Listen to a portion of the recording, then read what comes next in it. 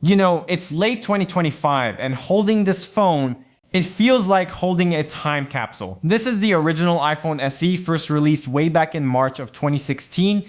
That makes it nearly a decade old, which in the tech world is an eternity. So the big question is, can this piece of history actually be useful today? Is it still worth it? In this video, well, we'll see. We'll cover this iconic design, how its performance holds up with modern apps, the camera, the battery situation, and of course, the all-important software question.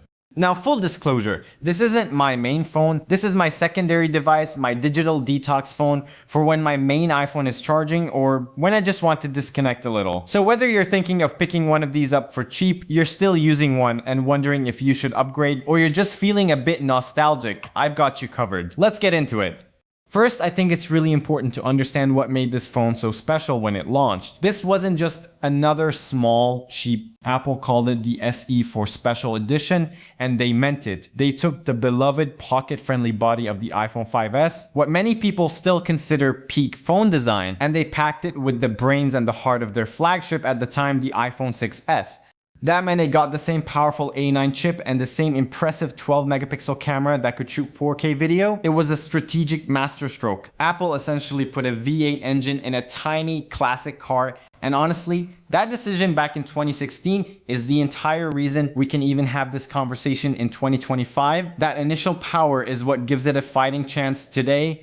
And that brings me to the design. I mean, just look at this thing. It's tiny by today's standards. It weighs just 113 grams, which is less than half the weight of many modern flagship phones. It's built from this beautiful bead blasted aluminum with these crisp matte chamfered edges. It just feels incredible to hold, and you can comfortably reach every corner of the screen with one thumb. It's a level of ergonomic comfort that has basically gone extinct.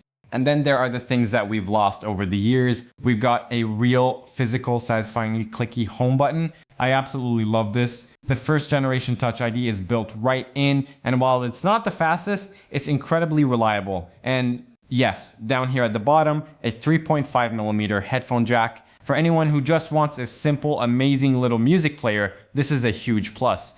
Now the display, it's a 4-inch Retina display. That means it has a pixel density of 326 pixels per inch, so everything is still perfectly sharp and crisp. Colors are accurate, it gets reasonably bright, but let's be real, it's small, and this is probably the biggest trade-off. Modern apps with all their buttons and information can feel pretty cramped on a 4-inch screen. Typing can also be a bit of a challenge if you have larger hands. It's the price you pay for this incredible pocketability. Okay, so it feels great, but how does it perform? This is where things get interesting. For basic day-to-day stuff, I'm talking sending texts, making calls, checking my email, it's surprisingly snappy. Apps open pretty quickly and swiping around the interface is smooth. That A9 chip and its 2 gigabytes of RAM are really holding on for dear life. And for the simple things, they do a decent job. But when you move over to social media, well, it's a bit of a mixed bag. I use X, Facebook, Instagram, and YouTube on here, and they all work. The apps are still supported, you can watch videos, you can scroll through your feed. But when you start scrolling quickly through a heavy image-filled feed, you can definitely feel the phone start to struggle. You'll see some choppiness, some stuttering. It's not a deal breaker for casual use, but it's a constant reminder that you're using a nearly decade-old processor.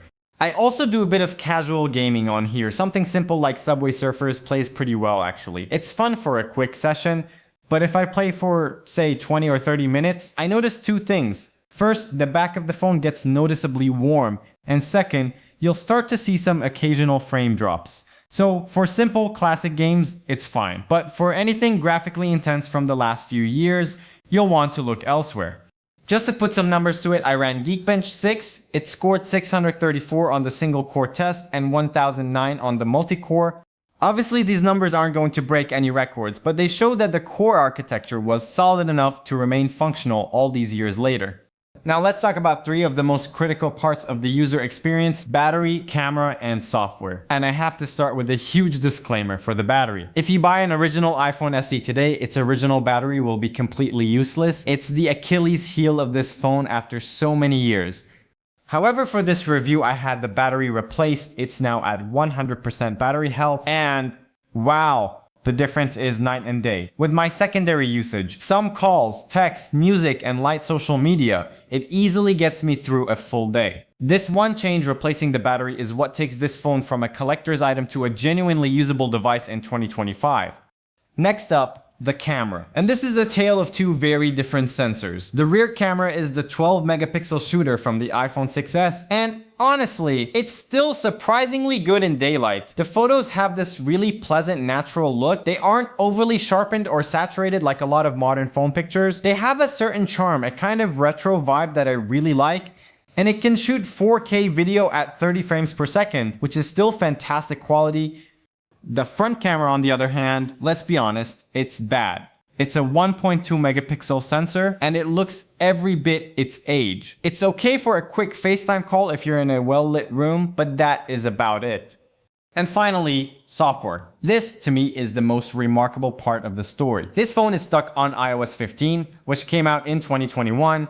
It's not getting any new features like the iOS 26 Liquid Glass or Apple Intelligence, but, and this is amazing, Apple is still pushing security updates to it. Just the other day, I checked for an update and there it was, iOS 15.8.5, released in late 2025.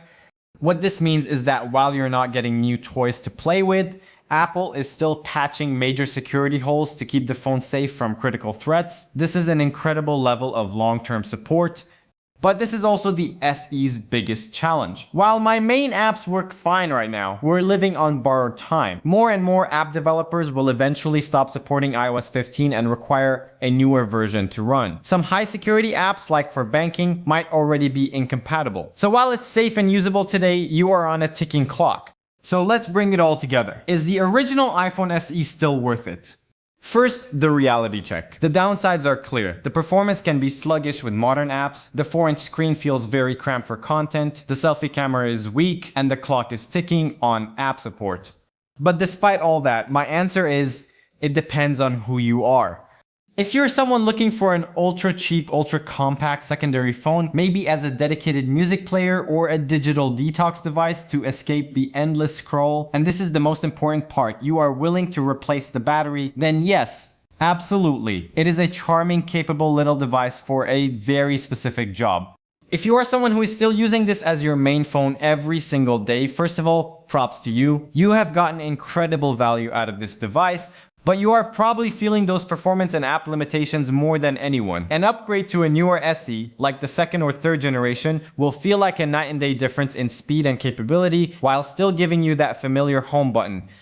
And if you're just a tech enthusiast like me, it's a gem. It's a usable piece of tech history that serves as a powerful reminder of a time when flagship power could fit perfectly in the palm of your hand. For me, this little space gray iPhone SE isn't just a backup phone. It's a reminder of a peak in smartphone design, and it's just amazing to see it still kicking, almost a decade later. But what do you all think? Are you still rocking an original SE? Do you have any fond memories of this phone? Let me know your stories down in the comments below. Thanks so much for watching. If you enjoyed this video, please give it a thumbs up and consider subscribing for more deep dives into tech, both old and new. I'll catch you in the next one.